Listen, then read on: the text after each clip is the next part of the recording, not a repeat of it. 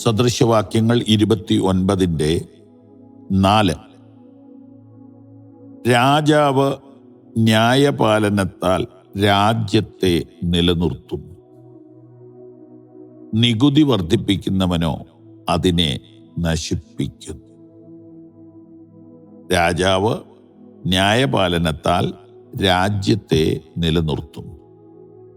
നികുതി വർദ്ധിപ്പിക്കുന്നവനോ അതിനെ നശിപ്പിക്കുന്നു. ഭരിക്കുന്നവർ ദീർഘദൃഷ്ടിയോടുകൂടെ രാജ്യത്തുള്ള സമ്പത്തിനെ വേണ്ട വിധത്തിൽ സംഭരിച്ച്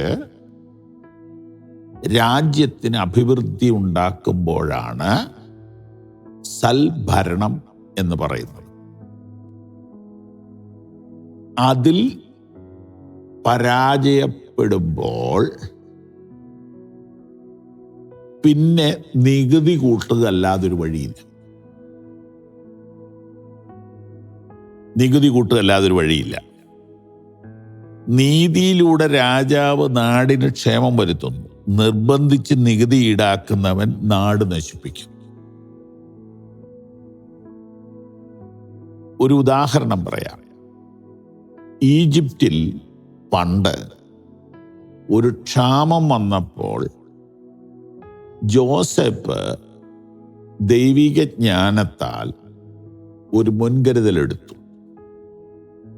എല്ലാ കർഷകരും തങ്ങളുടെ ഗോതമ്പിൽ നിന്നും, അരിയിൽ നിന്നും, പയറിൽ നിന്നും, കടലയിൽ നിന്നും ഇങ്ങനെ കേടുവരാത്ത ഫുഡ് ഐറ്റംസ് നന്നായി ഉണങ്ങി ഇത്ര % വെച്ച് ഗവൺമെന്റിൽ ഏൽപ്പിക്കണം. ഗവൺമെന്റ് അത് കേടുകൂടാതെ സൂക്ഷിക്കാവുന്ന വലിയ സംഭരണികൾ ഉണ്ടാക്കണം, ഗോഡൗൺസ് ഉണ്ടാക്കണം. ജോസഫിന്റെ ഐഡിയ ആണ്.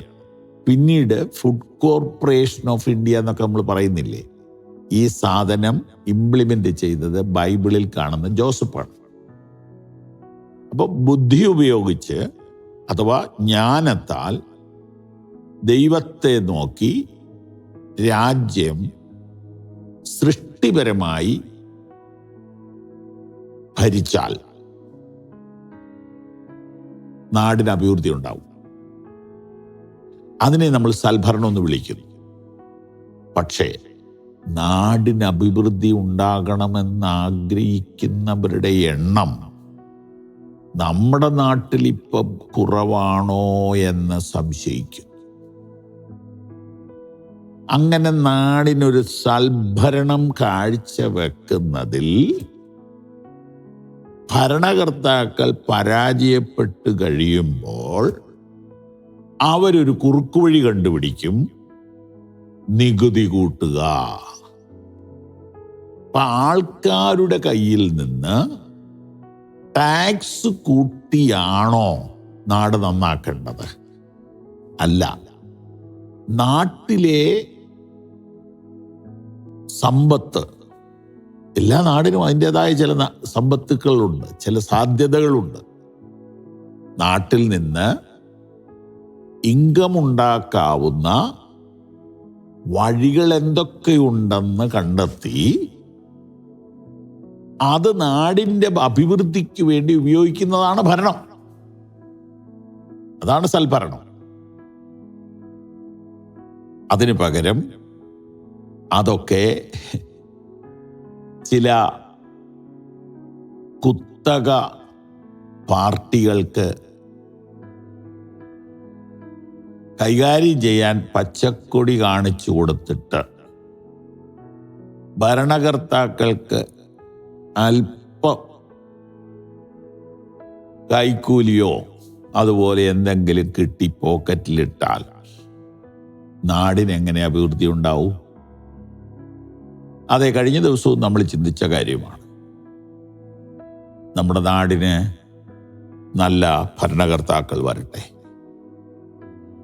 50 കൊല്ലം കഴിയുമ്പോൾ ഇന്ത്യ എവിടെ നിൽക്കണം, കേരളം എവിടെ നിൽക്കണം, ഇവിടുത്തെ ചെറുപ്പക്കാരെവിടെ നിൽക്കണം, ഇവിടുത്തെ വൃദ്ധരെവിടെ നിൽക്കണം എന്ന് കണക്ക് കൂട്ടി നാടിൻ്റെ ക്ഷേമത്തിന് വേണ്ടി പ്രവർത്തിക്കുന്ന ലീഡേഴ്സ് നമ്മുടെ നാടിനുണ്ടാകണമേ എന്ന് നമുക്ക് പ്രാർത്ഥിക്കാം. നമ്മുടെ നാട് ധാരാളം സാധ്യതയുള്ള നാടാണ്. ഈ നാടിൻ്റെ അഭിവൃദ്ധിക്ക് വേണ്ടി അതിനെ ഉപയോഗിക്കാൻ കഴിവുള്ള ഭരണകർത്താക്കൾ ഉണ്ടാകട്ടെ. അതിന് നമുക്ക് പ്രാർത്ഥിക്കാം, നമുക്ക് പ്രവർത്തിക്കാം. God bless you. ഈ സന്ദേശങ്ങൾ തുടർച്ചയായി നിങ്ങൾക്ക് ലഭിക്കുവാൻ ഞങ്ങളുടെ വാട്സപ്പും ഫേസ്ബുക്കും ഫോളോ ചെയ്യുക.